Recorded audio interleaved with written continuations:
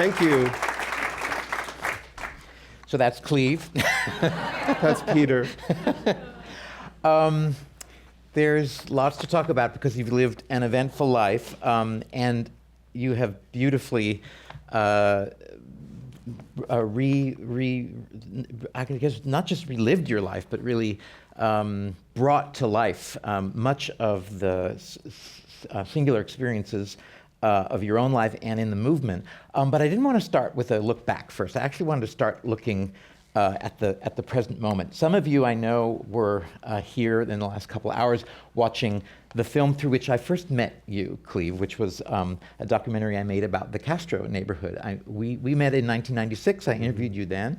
And it was a chance to have a look at how this gay neighborhood even happened, and through this lens of one little neighborhood to see what gay liberation had become in San Francisco and largely for the nation. And I know you have a lot of thoughts about what the meaning of being able to be in a neighborhood and find one another on the streets really means. And I'm wondering what your thoughts are, because you've moved back here now into that neighborhood after many years away, where you think the sense of geographic community is in the neighborhood that you're living in, and also the meaning of and whether we need gay neighborhoods now at all. Well, good, thank you. And I'm glad to start with that because it's been on my mind a lot. It was on my mind prior to the election and is now even more so. The Gayborhoods are going away. And that's not an opinion, it's a fact. And whether you look at Central Philly or Lakeshore in Chicago or Capitol Hill in Seattle, or if you're old enough to remember Polk Street as the center of the known gay world, walk down it now, there's not the slightest trace of it, except I think the cinch is still there. So I've been talking with people about this, and I spent 2.5 hours with a reporter from The Guardian, and we walked around the neighborhood, and I talked about all the forces that are transforming LGBT lives, transforming all of our lives, but are having a particular impact on LGBT lives.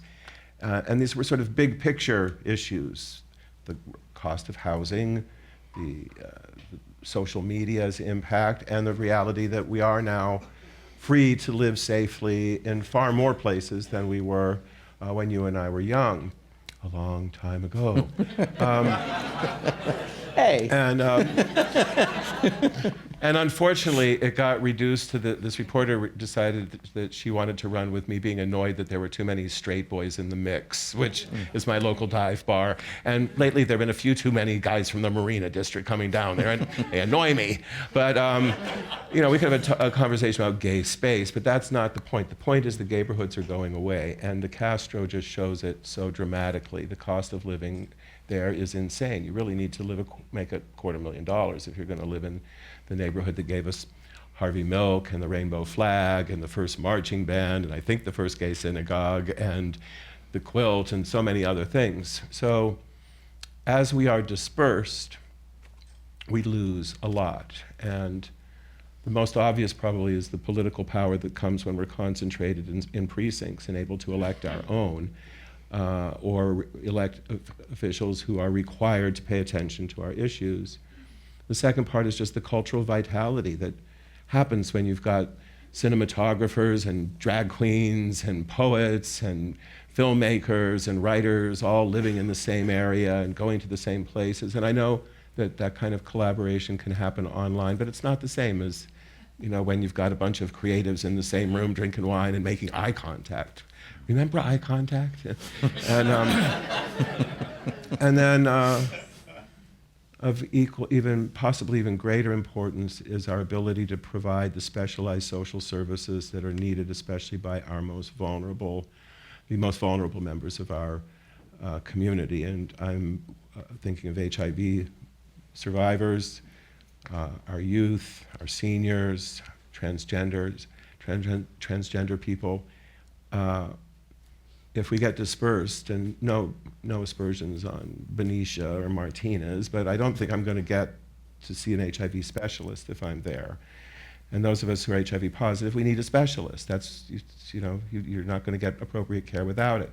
If you're transgender, you need to have a physician that knows the issues. So I'm very worried about it. And when I bring it up, people say, oh, Cleve, cities change. Well, thanks. Cities change, but our cities now are changing in a really profound way that is really kind of upending what's the function of cities and the way they function really since the Industrial Revolution began. And we as LGBT people are going to face a particularly unique challenge as this goes forward.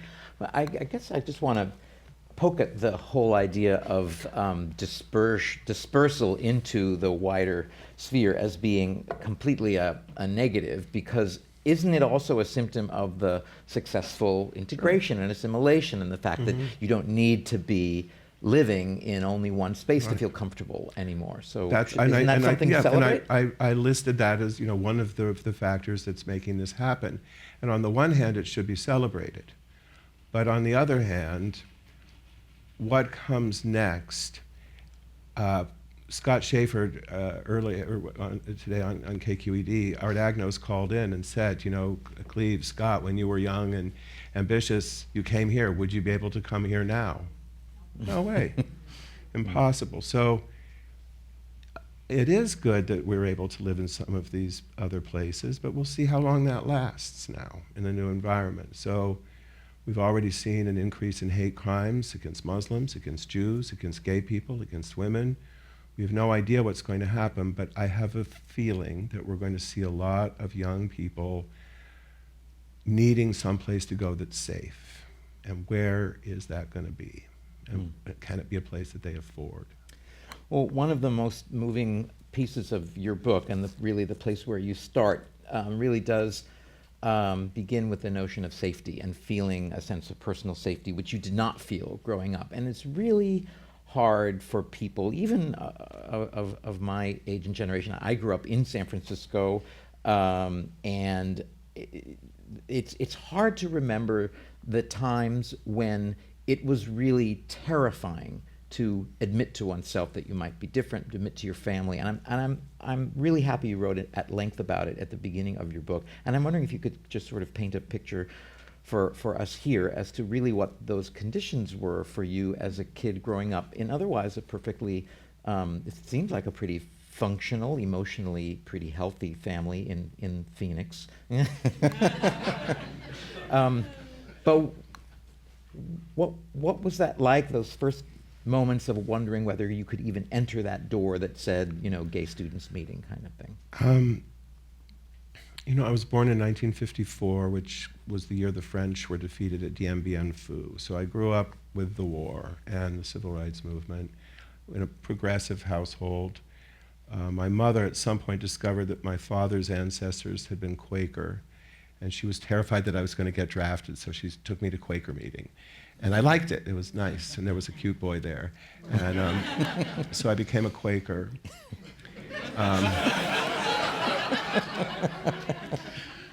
But it's, looking back, it's really amazing just how little information there was. There were no openly gay television personalities or actors at all, no elected officials that anybody knew of, certainly no same-sex couples at the Easter egg roll in the White House. It just didn't. And when you did hear about it on those rare occasions, it was usually in the context of someone being arrested for something. I just they just kept calling me these names at school, and there was one kid who just kept saying, "You're a homo, you're a homo," and I think I was maybe 12, and I said, "What does that mean?" And he said, "You're a homosexual, and you're sick, and you're going to go to jail, and then you're going to go to hell." And my father was a clinical psychologist, and I went and looked it up in his textbook and read what Martin Bieber had written and Socrates, and it was all, there were pictures of how to do the lobotomies and the electroconvulsive shock treatment and the aversion therapy, barbaric, truly barbaric practices.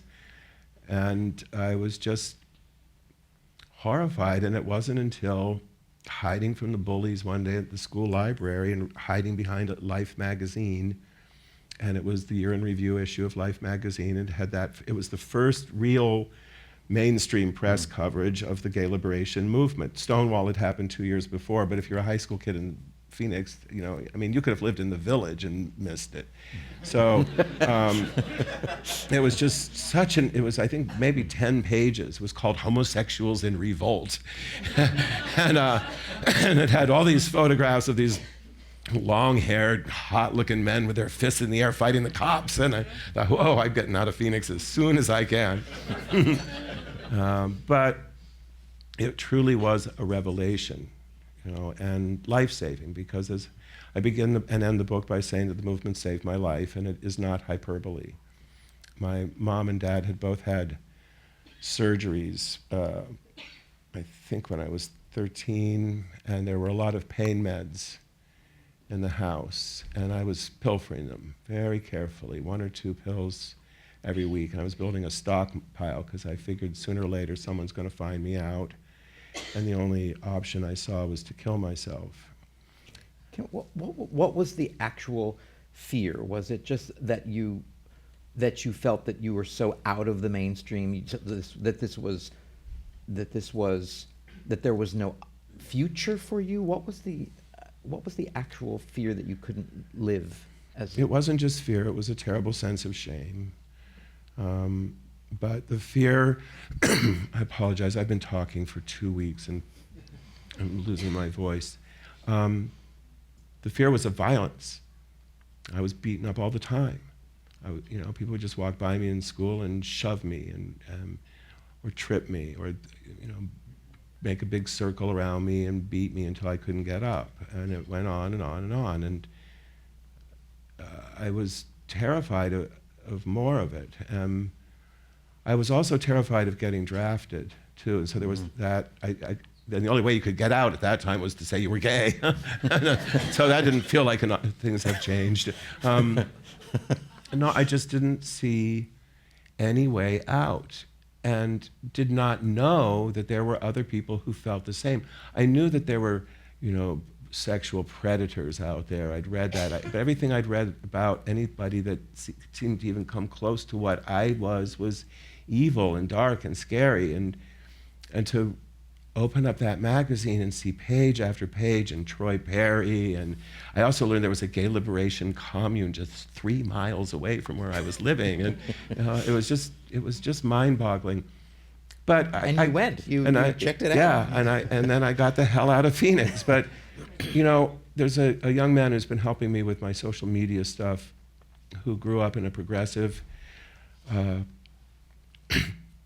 very educated Jewish family in Berkeley, California, went to Berkeley High, and told me just last week that he also, was thinking about killing himself when he was 14 and 15 years old. So we should not think that our young people today have been freed from this, even in places as progressive and as welcoming as Berkeley, California. So it's still there. One of the ways that you begin to kind of overcome that shame, as you describe it in the book, is in a way by coming to San Francisco and in a way finding your tribe, and realizing that there is a community. And it's a very powerful feeling for anybody, whether you're an artist who finds like-minded folks who are artists, or if you have a political awakening, you find a group of people. I'm curious, when you were still quite young. When did you move here? I was 17. 17, right. So did you have a sense immediately that this was something more than just, these are gay people or queer folks and we're all hanging out together? Was there something more that there? No. Yeah. No, it was exhilarating, and to be young and gay in San Francisco in the early and mid 1970s, you just knew. You didn't have to be political, you didn't have to be educated, you didn't even need to be all that bright to understand that you were being allowed to participate in something that really was brand new and had not been seen before. So and it affected the way we lived in every way. You know, if you were walking down the street, I had my first job was a bicycle messenger in the financial district, and you know, I'd see another kid with a pink triangle button on or something. It was before the rainbow symbol was created, or a lambda sign, and you know, you'd make eye contact and you'd smile and you'd say hello, and you knew that you had something in common. You had both fled Phoenix or Duluth or wherever, and come here to be part of this. So there was an electricity to it all, and also just the sheer volume of young, what we now would call LGBT, just pouring into the city every week and going to City College. I mean, just taking the streetcars out to city and then later state was, I mean, it was just yak, yak, yak the whole way. And like, what can we do? And how can we, let's mess with Mayor Alioto. And, you know, it was just, it was great fun. It was exhilarating. And it also was really, it was filled with sex, as your book is as well, yeah? Well, I wanted to be truthful. Yeah, it was sex. It was not just sex. It was love and romance and the possibilities that had been denied us. And to, you know, I don't think it's really that difficult to comprehend why that sexual revolution occurred the way it did. We were all coming out of the 50s and the Eisenhower administration and the McCarthy era and that terrible Protestant suppression of any expression of any form of sexuality, and we all came here, and it was right after the Summer of Love, and it was glorious. So, at some point for you, I guess the nickel must have dropped, or you were pushed in some way, and maybe it was your meeting Harvey Milk.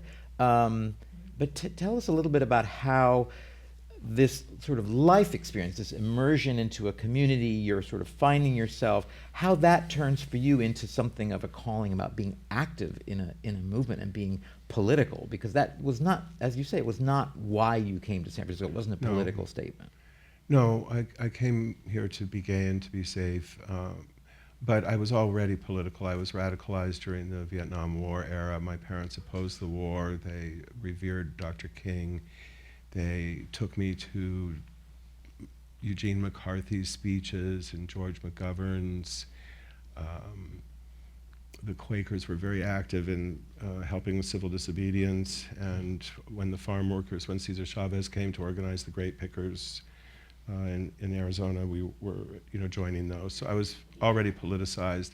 And then the summer after I graduated from high school, 1972, there was a Quaker Pacific Yearly Meeting was held in Moraga, and at St. Mary's. Yes, at St. Mary's, and I had not been to the Bay Area before, and there were two guys. One of them is still alive. His name is Gary Miller. Gary Miller and Ron Bentley were Quakers who were part of the Council on Religion and the Homosexual, and they were attending that Pacific Yearly Meeting, and they brought Del Martin and Phyllis Lyon. And they blew my mind. We should explain. Del and Phyllis started the Daughters of Bilitis back in the 50s, which was the first lesbian organization, or the first one I'm aware of. And they had a publication called The Ladder. And at a time of, you know, really severe repression, they managed to launch and build and maintain a national lesbian organization about the same time as the Mattachine Society was going with Harry Hay. So I met Del and Phyllis, and they were like fire-breathing lesbian feminists. And I think that for many gay boys of my age then, feminism was a lifeline. Feminism was an ideology that said, feel what you want, be what you want. Your gender should not restrict you. Tom Amiano later turned it into, I think, biology is not destiny, was his little song. But for me, 16 years old, 17, reading the feminists of that time, reading Lesbian Woman, gave me hope for myself, even though you know, I wasn't who they were writing for and I wasn't who they were organizing. But they liked me and they were really kind to me. And I went back to Arizona. I tried to do one semester I was the worst student in the world, but my parents both taught at Arizona State, so they kind of had to let me in. And we started a little group called GLAD, Gay Liberation Arizona Desert, and we got our first funding from the Associated Students. It was, I think, $500 or something, which to us was just monumental. And we were all sitting around thinking, well, who are we going to bring to talk? We need to have something public. They're batting all these names around, and I said, well, what about Del Martin and Phyllis Lyon? Their book, Lesbian Woman, is just out in paperback now. I bet a lot of women would come, and they were like, how would we get hold of them? I said, I've got their phone number. Already networking. And they came, and it was the funniest thing. We reserved the theater in the architecture building at Arizona State, which is it's probably the ugliest building on the ugliest campus ever. And I'd reserved the parking space because I knew I hoped a lot of people would be coming from the community. And about an hour before the event, I show up, the parking lot is packed.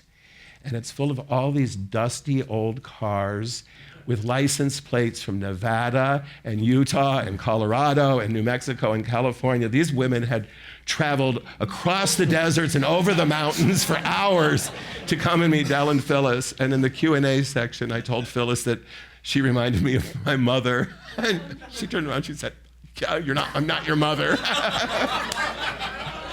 And I just saw her last week walking down Market Street, and she was having dinner, and I saw her through the window, and I said, do you remember that time when we first met? And she said, you kid, I'm not your mother. So I had a lot of political influences before I had the good fortune to meet Harvey Milk. But Harvey was truly instrumental for you. And what do you think he saw in you that encouraged him to kind of develop your interests and push you out into the world? Or did he do that with everybody? He wanted to see what potential use they could be. I was one of many, many young people that he mentored, gay and straight boys and girls. With me as interns that same time were young lesbian named Carrie, and a young heterosexual African-American woman named Deborah Jones, who called herself Shaquille then. And Carrie passed recently, but Deborah and I are still in touch. And we were talking about that. Just he had this ability to speak with you for just a little while and discern some kind of strength or talent that you might not even have been aware of. And the idea of public speaking was absolutely terrifying to me. When I was in high school, if I had to do an oral book report, I would probably vomit. I was so self-conscious. I couldn't stand in line. I didn't eat lunch because I was too self-conscious to stand in line. I didn't go to movies because I couldn't stand in line. I felt that everybody could tell, and oftentimes they did. And so I was just really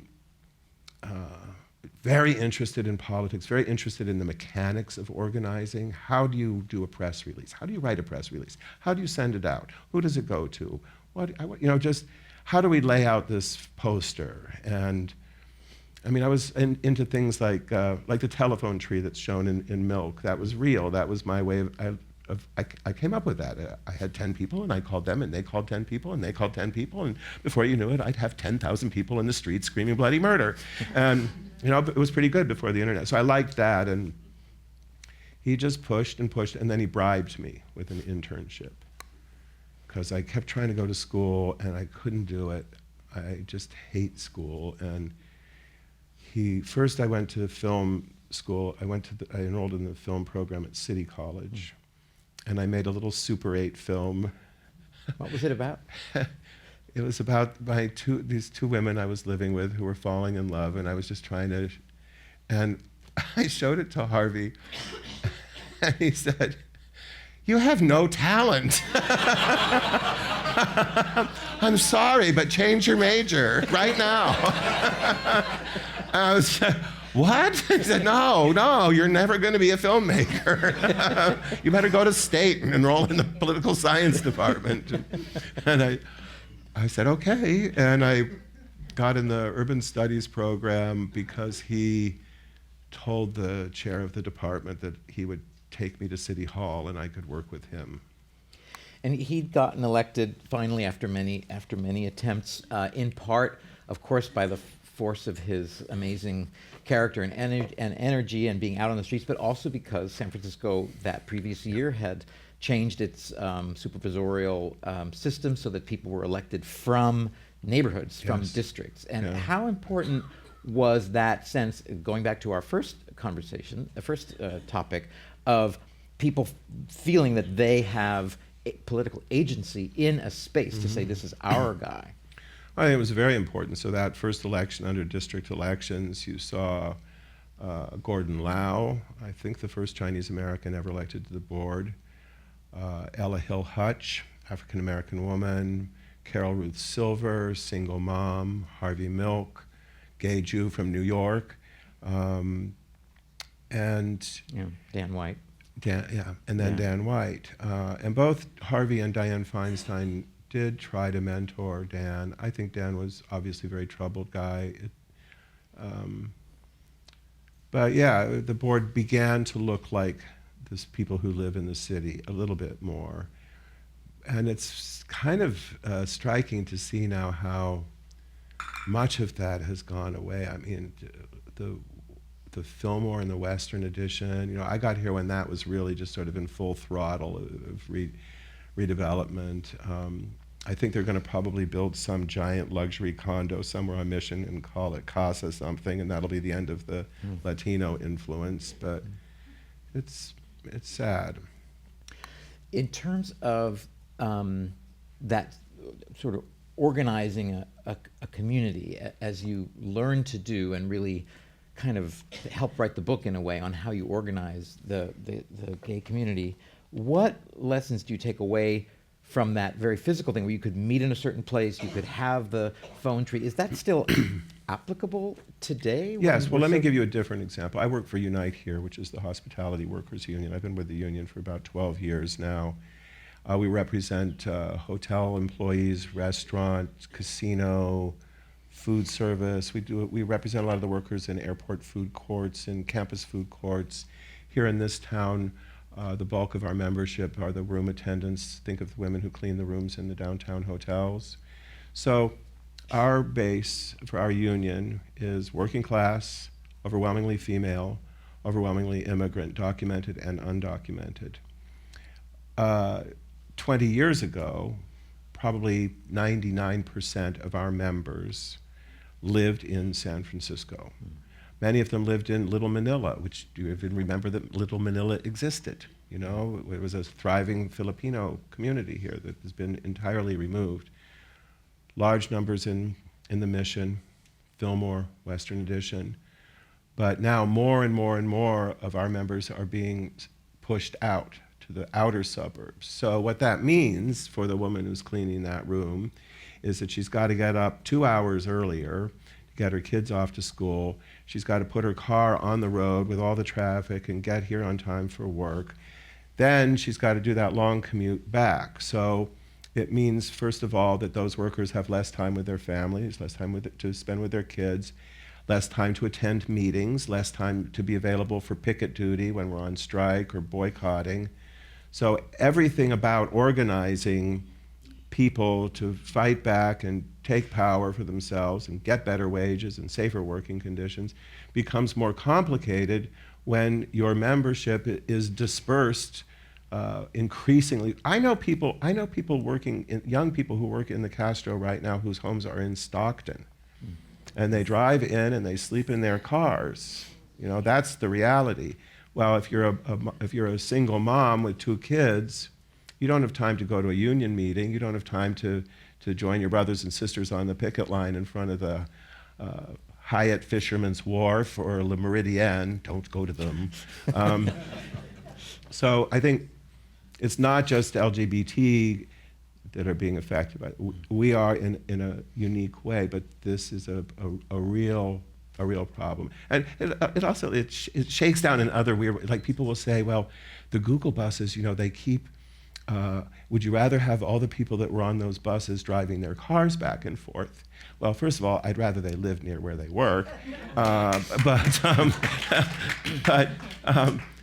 you say, yes, you take, though they're not in their cars, but then all the workers in the city who've been displaced, who used to live near the Google bus stops where it's now $4,000 for a crappy little studio apartment, are gone. So they're now on the road commuting back and forth. And I feel like I have to say, since there might be Google bus riders in here, that it is true. My initial response to seeing them is to pitch a rock through the windshield.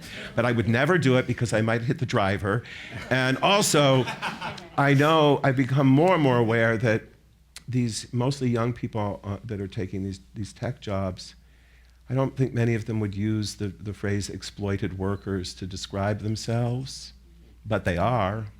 They are.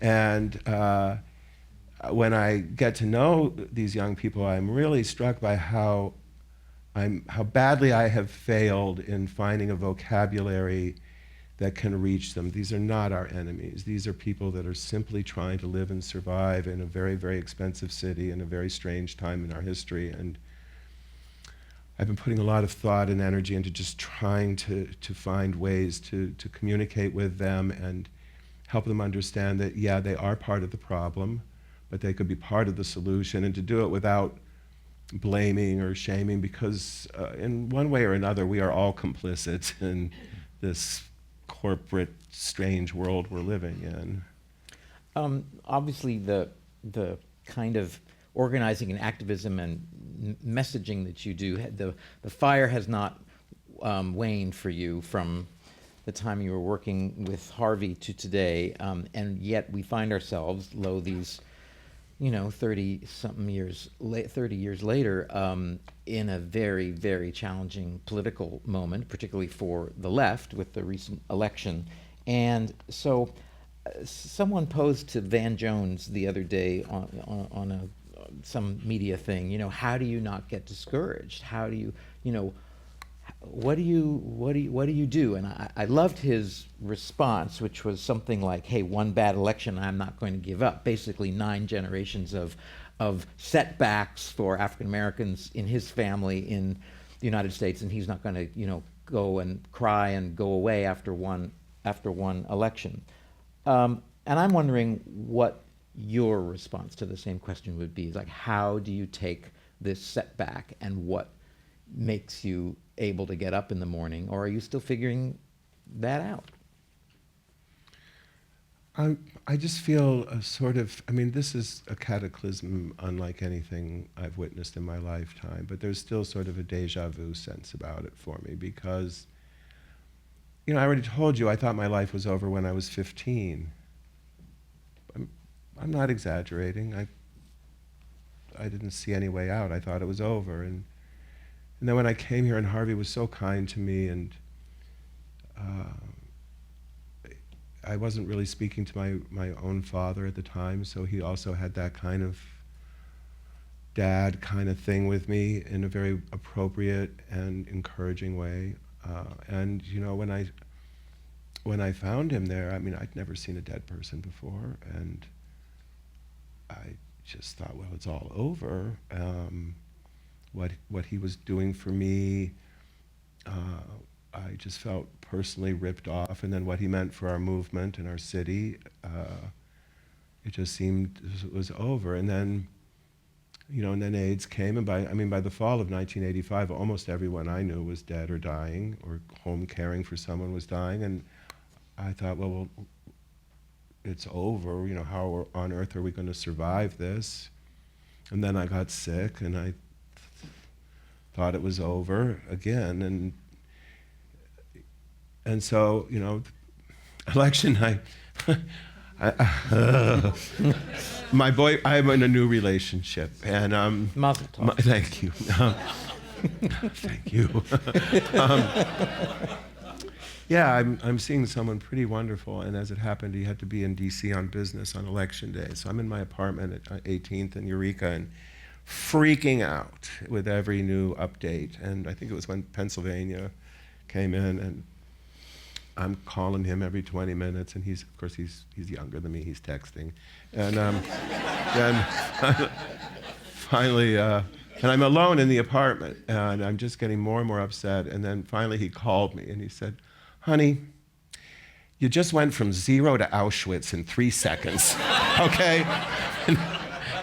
Now, what are you doing alone in the apartment? Go down to Castro Street, get a drink, and start planning the march. And I went down to Castro Street, and it wasn't ready yet. People weren't ready yet to march. They were still weeping and falling down on the ground in shock and utter terror and disbelief. But then the next morning, I got up and I woke up and I thought, oh, okay. Oh. And I pulled the covers over my head and I just lay there until I just couldn't lie there anymore. And I went online and I saw that a bunch of different people were setting up different Facebook events pages, and people were planning to gather here, and people were planning to gather there and there. And I thought, somebody needs to organize this. And I tracked them all down and called them all up, and we worked out an agreement that everybody would have all their individual marches, and they'd all convene at Castro and Market, and then we'd march to the Mission District and show our solidarity with the people of the Mission, the people that are probably in the most immediate danger, the immigrant community there. And I don't know, there were 10, 15,000 people, and it reminded me, and that's just always what has sustained me, that we are not powerless. There are a lot of people that want us very much to feel powerless, especially right now, and we're not. And I would encourage each of you to think about what you're going to be doing on Inauguration Day, and how far you're willing to go, and what we're all going to do. And it's not about me saying you should do this or that, but you should think to yourself, what am I willing to do? If they call for a registry of Muslims, are you willing to register yourself? But it's also important to think about what makes sense in fighting back. And one of the things that I have really been just pondering a lot is, and I bet I'm not the only one in this room who thought, if he wins, the stock market will crash the next day. How many people said that, And guess what? It didn't. It went up, and it's continued to go up. So clearly, the real powers, the oligarchs, whatever you want to call them, the folks whose actual hands are on the real levers here, that they believe that it's going to be just fine for them, and they're going to make profits, and they're going to deregulate, and they're going to do away with the environmental protections and the human rights protections, and they're going to have a free hand. So the only way I know in that kind of circumstance to fight back is to tell them, no, it will not be business as usual. As long as he is in that office, we will resist in every way possible. So I don't know any other way, and if anyone has any thoughts on that they think make sense, but I think we're going to have to be really strong. I've had a few people say, well, Cleve, we survived Reagan and Bush. Don't say that to me. Most of my friends did not. And I can name them. I can't name the hundreds of thousands who died or were tortured or imprisoned in the wars and coup d'etat that were supported by those administrations. Those policies were devastating. So, and the correct historic, don't look back at Reagan and Bush. Sorry, it's 1933. Why is this not more clear to more people? It's 1933. Wake up. That's what I think. Do you sense that any wind in the sails of the LGBT movement, which we've had this extraordinary last 10 years of marriage equality and the defeat of the transgender bathroom law in North Carolina and so forth? Do you have concerns that the emphasis on advancing rights for LGBT folks has to somehow now take a back seat, or are we all making common cause? No, we have to find common cause, and I think that I really feel for these younger people, especially my kids, the LGBT kids, but all of these young people who grew up under Obama and just thought that there was this natural progression towards a more just and inclusive society, who have just been sucker punched. I think for LGBT, what we're going to have to do is defend what we've gained, and I think that the attacks will be relentless. But do you feel that? Because I've heard among my community of folks saying, this is one of the few areas where a new administration will not really spend a lot of social capital as somehow rollbacks. I don't think it's on his agenda. Who knows if he even has an agenda beyond making money? But I know a lot about his vice president.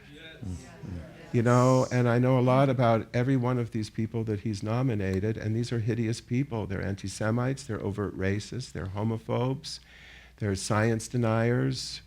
And again, I am not and have never been a single issue person. So I'm of course concerned about how our community and the movement, our part of the movement responds. But what I'm really more focused on is the larger movement. And I think that maybe 8 years of Obama facilitated a kind of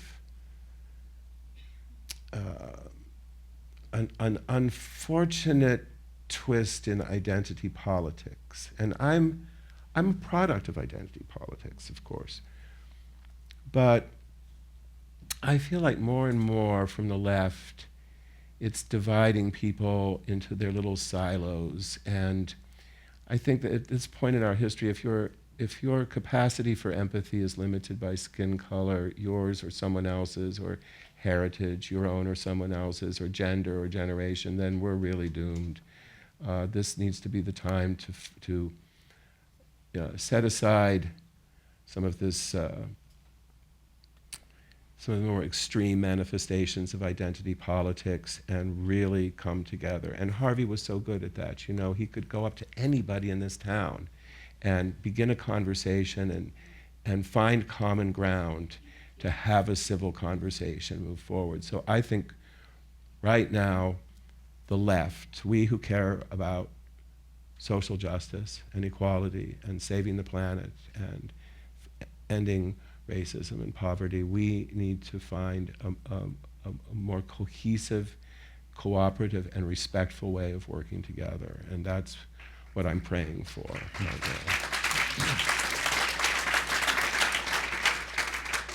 now. You've often found a way to turn even the most challenging setbacks towards something positive, and I would imagine that Harvey's assassination, which you, as you say, you were just minutes later, just seeing his body in Dan White's office in City Hall, that was a tremendous moment of doubt or wondering, as you say, whether it was all over.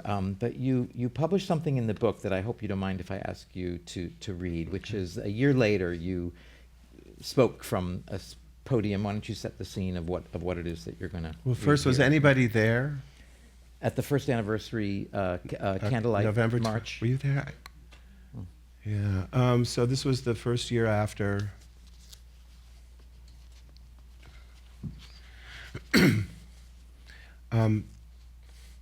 As I want to remind you, I found public speaking just terrifying. And so when I started learning how to do it, I would write these speeches, and I would spend weeks, and then I would memorize them. Wow. I don't think I have the brain power to do that anymore. And Harvey was one of your kind of editors, yes? He would say, Yes. Keep it short. Keep it short. Lose the notes. Make eye contact. We are here tonight to dedicate ourselves to the legend of Harvey Milk, that word of his dream and his struggle may spread across this and all nations. We are here tonight to continue his struggle, continue his dream. We are here to spread the word so that our sisters and brothers everywhere may know of the life and death of Harvey Milk. We send this message to all the small children growing up queer in a straight world. We send it to all the strong women and gentle men, to the old faggot uncles and silent spinster aunts. We send them our love and the legend of Harvey Milk, so that they may be strengthened and their lives dignified as we who knew Harvey were ourselves strengthened and empowered. We are here to build a legend, but also to remember the reality of Harvey Milk the man, our friend and neighbor. Harvey smiling behind the counter of his Castro camera store, Harvey the joker, Harvey the clown, Harvey who debated John Briggs, Harvey in blue jeans and a torn sweater on the 8 Market bus. We must always remember the man behind the legend that we are building, the man who was neither genius nor saint, the man who was not our movement's first martyr. We must remember that the work done by Harvey Milk is work we can all share, that his achievements are ones to which we can all aspire. We must remember as well that our defeats, our humiliations, our losses were also all shared by Harvey in his time. Yes, we know well that Harvey Milk was not our first martyr, nor our last. He had a lover named Jack, and one summer day in '78, Harvey came home to find Jack's body hanging from the ceiling, a suicide. I wonder how many of you here tonight have lost a friend or loved one to suicide. Raise your candles. Hi, how many? How many of you know a woman who has experienced the pain and terror of rape? Let me see your candles. How many? How many of you have been attacked? How many of you have been beaten by bashers or by the police? How many? How many have heard from behind the taunting cry, "Hey faggot, hey dyke"? How many? That is why we are here tonight. That is why we marched on Washington. That is why we will keep on marching. That is why Harvey lived. That is why Harvey died. That is why we will not rest until Harvey's dreams is fulfilled. When lesbians and gay men of every age, race, and background come out to join in the struggle with all of us who seek lives of freedom and dignity and joy. It will be a long struggle. There will be decades of campaigns and leaders and no doubt many martyrs. But let no one misunderstand. Our movement is powered by the determination of a people too long denied, too long abused, a people who seek only the freedom to live, to work, and to love. Let no one misunderstand. We are deadly serious. We grow daily in power, and we will not be stopped. That is why we are here tonight. That was November 27th, 1979. Wow.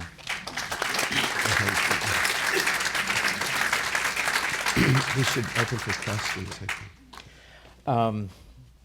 Prescient and powerful, and even if you say you weren't a public speaker, Cleve, you're a public speaker. My mom later said, you know, talking, it seems to be your only legally marketable skill.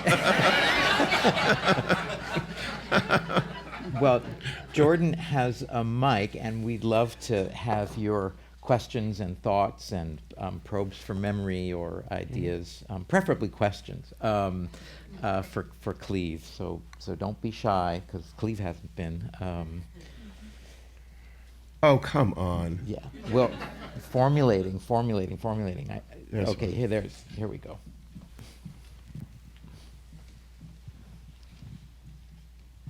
So I have a question about the fight against AIDS wasn't just a fight against the virus, it was a fight against apathy and bigotry.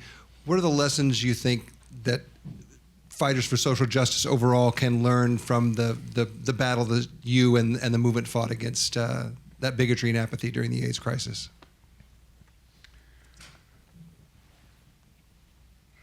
I think that,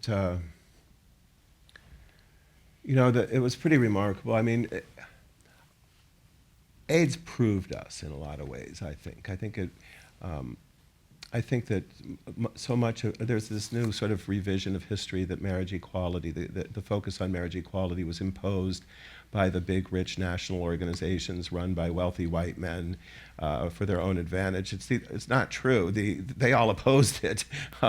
It came out of people who I think went through that epidemic and said, after what we've been through, what do you mean this isn't a marriage? To hell with you. This is exactly what a marriage looks like. So I think that part of what happened there was that we ourselves who were going through it saw the power and dignity of our community, because suddenly we had to count on that community. And I think it increased that value. We were relentless. We were outrageous. We took huge risks. And we were also very smart. ACT UP is remembered mostly, I think, for the bold graphics and the startling demonstrations and the sit-ins and the rest of it. But it was also ACT UP that engaged the Food and Drug Administration and the NIH and even the pharmaceutical industry in a very, very smart way. I begin and end my book by saying I owe my life to the movement. And I already told you about what happened when I was 15, but I was dying of pneumocystis, pneumonia, and I was allergic to the treatments, and I was very close to death, and I got into a clinical trial that had expanded access. And for those of you that don't, prior to ACT UP, if you were dying and wanted a medication that was still in clinical trials, you could enroll in a double-blind placebo study and never know if you were getting the actual medication.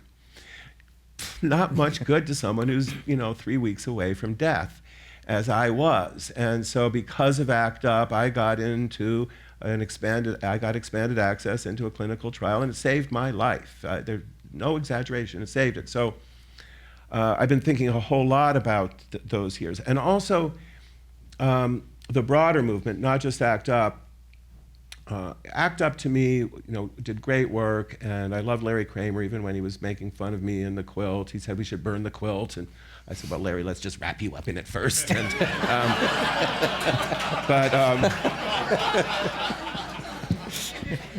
another thing you have to do, movements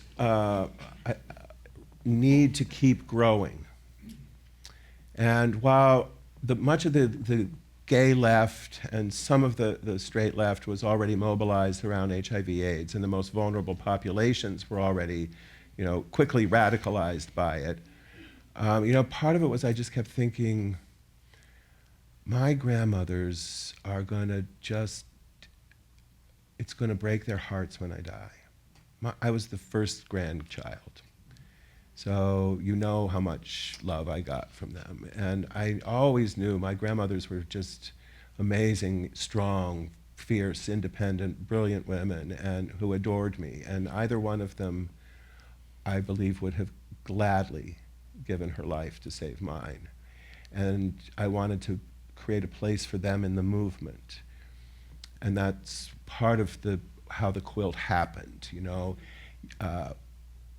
you can go a long distance fueled by rage, but after a while it burns out and you burn out. So we were all well aware of the hate that was out there. We needed to see evidence of the love. We were well aware of the bigotry and prejudice. We needed to see the unity and solidarity that was out there. So these are all of the things that are in my mind right now, is how do we build the broader movement? How do we bring more people in? How do we focus? How do we be smart? How do we be strategic? And for all the misery of those years, and I don't know if you were living here, were you living here during that? I mean, so, I'm sure our experience is very similar. We lost so many people. I'm still haunted by it, but I am very proud of the way we fought back. I felt like everybody contributed, and some people didn't go to the marches or do the quilt. Some people just stayed home and cared for their partners. And it's going to require us to have that kind of unity and determination now. Some of the forms that the movement has taken, I'm talking about in the LGBT world, but in the larger sphere, I think of Occupy, I think of Black Lives Matter, tremendous energy. And also very self-consciously leaderless or very distributed. And I think as much of a strength as that might be, I'm wondering what your thoughts are about whether the momentum developed by those movements is...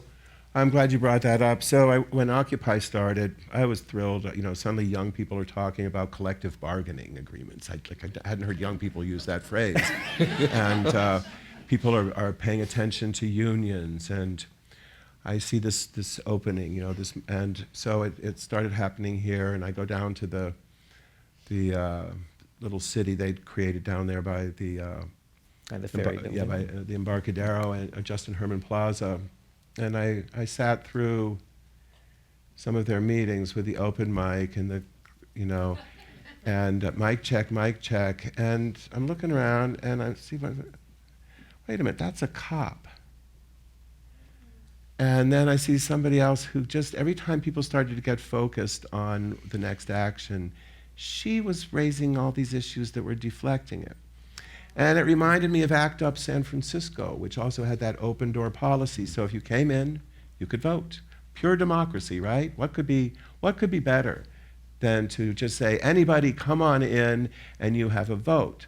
So ACT UP San Francisco was taken over by a bunch of sociopaths who didn't believe that HIV caused AIDS, and they opened up a pot dispensary and sold marijuana to men who were dying of the disease they denied existed, and used that money to fund a campaign to tell people that the HIV was not caused by a virus, it was caused by other things. People died. People died. I had friends who bought into that, and so we're going to need to have something we don't have much experience with, which is discipline. And also, and I said this the night after the election to young people, and many of whom I don't think they really got what I was saying at all, because they've grown up with social media. You ought to think about what you post.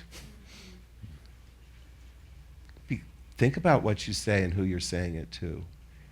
And when I posted that, somebody flamed out on me and said, "Oh, we'll not be silent, we'll not be silent." Don't be an idiot. I'm not telling you to be silent. I'm telling you to be smart and learn your history and think about what Dr. King's experience with the FBI was. Think about what the FBI did to the Black Panthers. For that matter, think about what the FBI did to you last month. So I'm encouraging everyone to start thinking about this. And I know one of the things I want to do is I want to be able to communicate with people without using social media. And I mean, if I have to go back to carrier pigeons, I don't know what it's going to be, but don't underestimate the awful power of the state when it becomes a police state. The handwriting is all over the walls. I still can't believe people who are saying, don't worry, relax, he's not that bad. He is that bad. He is that bad, and the people he's surrounding himself with are worse. Let's. Yeah, sorry. Yeah, no, There's no short answers. Here The comes next another question one is to the back there. Back here?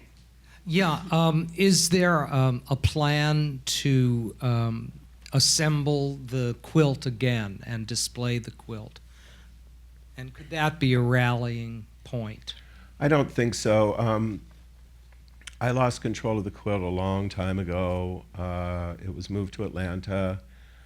I think the people who run it lack imagination and urgency, and so there's that part of it. But also the fabric is fragile, and we had no restrictions on what people use to make it, so that it's extremely difficult to keep it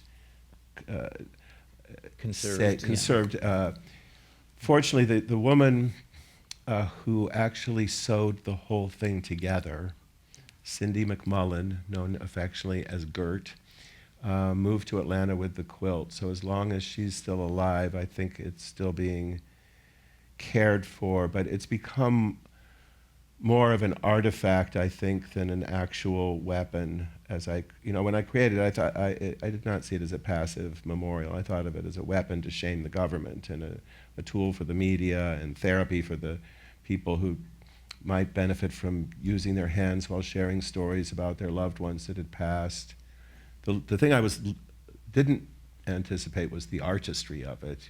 That just blew me away. But no, I do think, though, that there is a chance that we may eventually get it back to San Francisco. And I'm in conversations with some people that I think have the power to make that happen. And I would like to see it come home here, in my lifetime, so that I could be more confident that it was cared for, because it's an extraordinary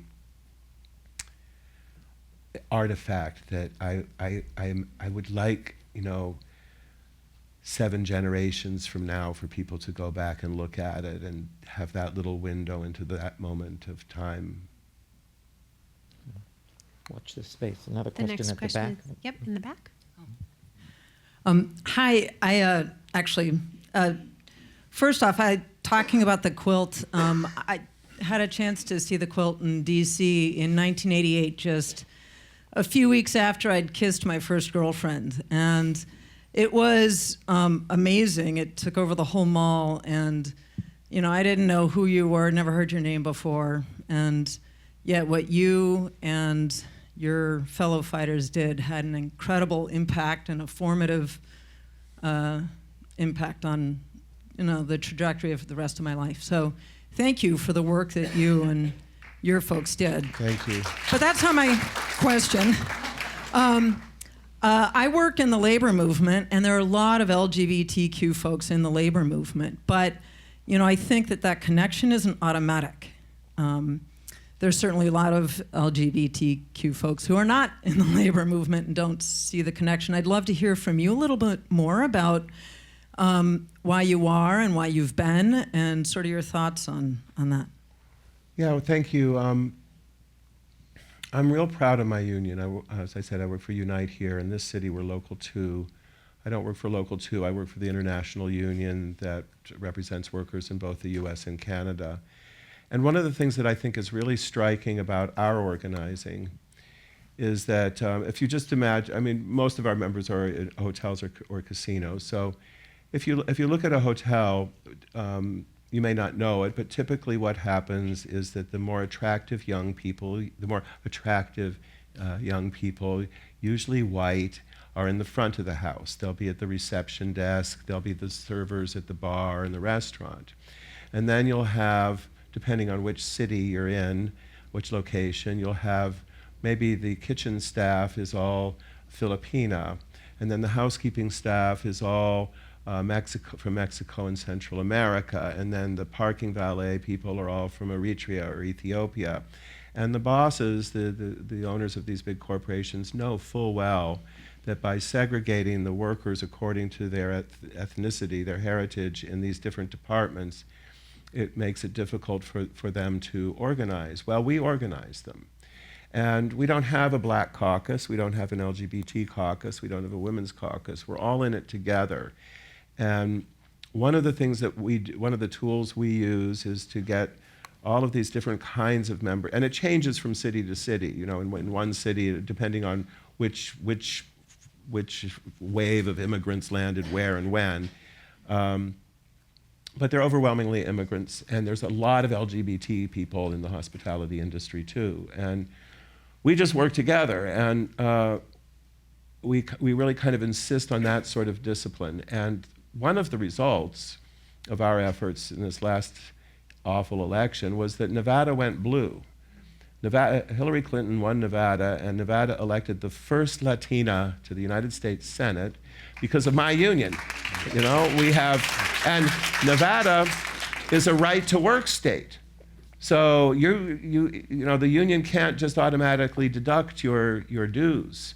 You have the right to opt out of that. But our members in Nevada have such a strong sense of ownership and pride in their union that they pay the dues and they show up to walk the precincts and do that kind of work. And so I've been encouraging people, especially people working within other unions, to look at Unite Here's success. I think we're the only union that is actually growing in the private sector.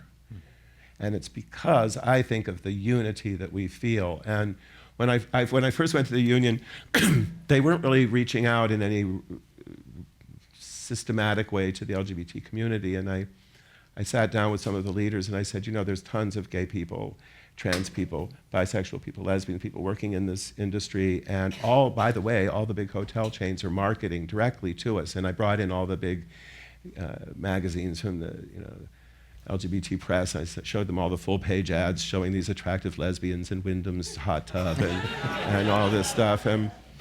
And so I started a campaign called Sleep with the Right People to get LGBT travelers and event planners to go to union hotels. And I find that it's a really great way to find that commonality. Again, Harvey Milk could talk to anybody, find common ground. So the Coors boycott. The right? Coors beer boycott, we allied ourselves with the Teamsters. Who would have thought that the Teamsters would have been the first union to embrace LGBT people in a working coalition? But they were, and that was Harvey Milk and Morris Kite in LA that did the Howard Wallace and Claude Wynn. And, but it's fascinating in the meetings. We sent, San Francisco, Local 2 sent, I think, 45 people up to work full-time in Washoe County, Reno, Sparks.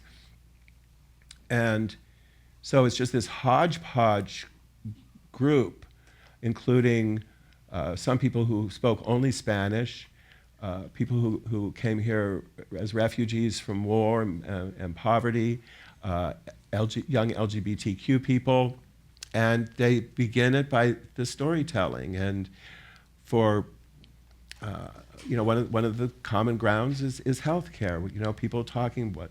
And so the single mom, she's got her issues. The gay guy who's been living with HIV has his issues. And bit by bit, we show people they have more in common than they have separating them. And so we're building a strong union. And now we're in Trump's crosshairs, I'm sure, because we've been messing with his hotels all over the place. So I may be out of work soon. There was a question down here. We've time for one last question. I actually have a question in the. Oops, okay. Well, I have a woman who's been waiting to ask her question. That's all right. I'll talk to you after. I just wanted to say, my family's been here in San Francisco since before the '06 quake, and with all due respect to the Gettys and Feinsteins and so on, you seem to be the real spirit of San Francisco. Your ability to work within this movement and to make history within the LGBT movement, but then to see beyond it and how it's knitted into the rest of the city. This is, after all, the city that did the Great Strike, and my great aunts were there for the Great Strike in 1934. This has always been a union town. You would never know it today, but I hope you keep working, and I hope you keep leading, because we need people like you desperately in the city. Thank you. Thank you. A native San Franciscan.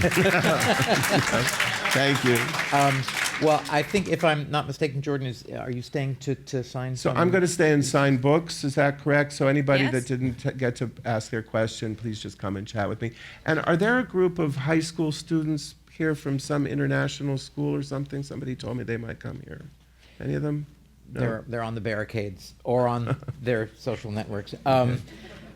Cleve, it's just been such My a pleasure. pleasure having you here. We look forward also to the part of your story that is being dramatized and maybe, who knows, fictionalized in the ABC miniseries that's coming up in February, which we didn't even get a chance to talk about. Just really quick, ABC, which is owned by Disney, MIC, KEY, MOUSE, we'll see. But it follows me and several other wonderful people from San Francisco, including Roma Guy, the woman who started the Women's Building, and Cecilia Chung, a pioneer trans activist, and Ken Jones. So stay tuned. It'll be the last week of February, I And believe. it takes its title from And your they're title, taking which my is When title. We Rise. Yes. Thank you again, Cleve Thank Jones. you. Thank you. Thank you. Thank you.